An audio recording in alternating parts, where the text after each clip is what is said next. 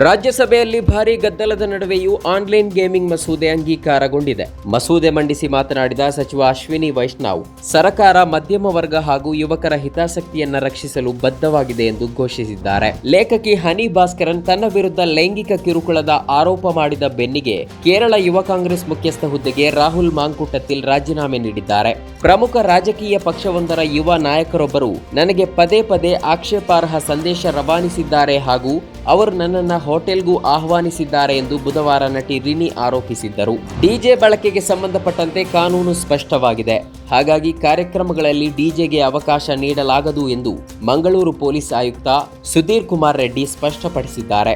ಸಾರ್ವಜನಿಕ ಕಾರ್ಯಕ್ರಮಗಳಲ್ಲಿ ಸೇರುವ ಜನಸಂಖ್ಯೆ, ಸ್ಥಳ ಹಾಗೂ ಕಾರ್ಯಕ್ರಮದ ಅಗತ್ಯಕ್ಕೆ ಅನುಗುಣವಾಗಿ ಧ್ವನಿವರ್ಧಕ ಬಳಕೆಗೆ ಅವಕಾಶ ನೀಡಬೇಕೆಂಬ ದಕ್ಷಿಣ ಕನ್ನಡ ಜಿಲ್ಲಾ ಧ್ವನಿವರ್ಧಕ ಹಾಗೂ ದೀಪಾಲಂಕಾರ ಮಾಲಕರ ಸಂಘದ ಬೇಡಿಕೆಗೆ ಅವರು ಪ್ರತಿಕ್ರಿಯೆ ನೀಡಿದ್ದಾರೆ.